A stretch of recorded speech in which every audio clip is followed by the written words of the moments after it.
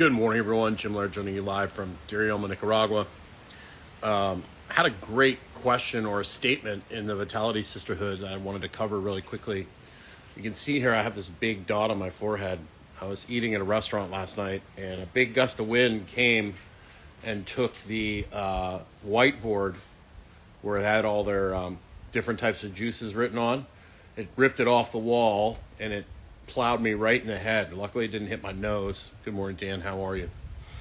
And so this statement that was made is a good opportunity for me to talk about not only some breathing stuff, but also how basically when I approach new information, or if I look at like a worldview, or not a worldview, but like if I look at like Postural Restoration Institute or Buteyko breathing or the knees over toes guy, or anything.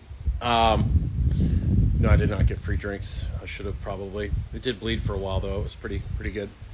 And I was riding my motorcycle, so I don't drink when I ride my motorcycle. So I think they did give me some free food, but that's beside the point. So no matter what I'm looking at, like keto, carnivore, quantum, what can I take out of that view that is useful and practical to implement with people, right? Because a lot of times you stuff is only as good as people's willingness to do it. And so this lady was talking about how she struggled with nasal congestion most of her life and mouth breathing. And the first thing I would say is, look, if you've been struggling with mouth breathing and nasal congestion your whole life, you might want to see a ear, nose, throat specialist. You might have a deviated septum, or you might have some sort of structural issue that's causing you to not breathe efficiently. And this has really been brought to the forefront by Andrew Huberman. He talks about how the way you breathe can totally shape the way your face and all sorts of crazy stuff. And when you mouth breathe, you tend to be in this like highly alert state. So the thing that I learned from Buteyko, and I used to have a big problem with clogged up sinuses. The thing I learned from Buteyko is basically most people overbreathe, and that's why they end up with nasal congestion. Okay.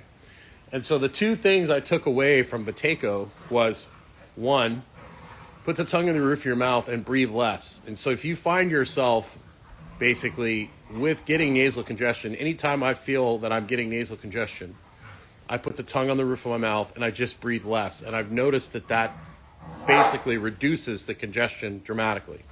The other thing that I do, and I thought this was complete lunacy when I first started studying it and looking into it, is you just take a breath in through the nose, you exhale, and you pinch the nose, and you just bob your head up and down. I mean, obviously you shouldn't be talking while you're doing it. You bob your head up and down, and as soon as you feel like you have to take a breath, you don't want to gasp, you just release your nose, and then you just gently, slowly start breathing. And I'll tell you what, it works. Like, it very rarely, unless I'm really, really sick, will that not clear my nose up instantly. And then the key is to train yourself to breathe less the rest of the time. And, I think our modern world is just, people are under so much stress, they start over-breathing, right? And a lot of people over-breathe because of the way, they can't get a good zone of opposition, their diaphragm and their pelvic. That's a whole another topic, but simple stuff is the way to go consistently. So if you're driving in your car, put the tongue in your roof of your mouth, slow your breathing down, and don't let yourself get into that loop. Now, obviously, if you have to run a heavy sprint or you got to do something crazy, an emergency, you breathe any way you can. But generally speaking, once you get through that hard exertion, you want to put the tongue in the roof of your mouth, you want to slow your breathing down, you'll actually recover much quicker.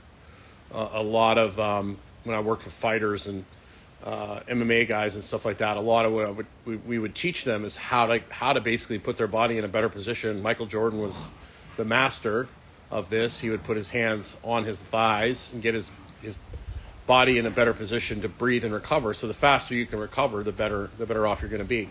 But there's just a simple tip.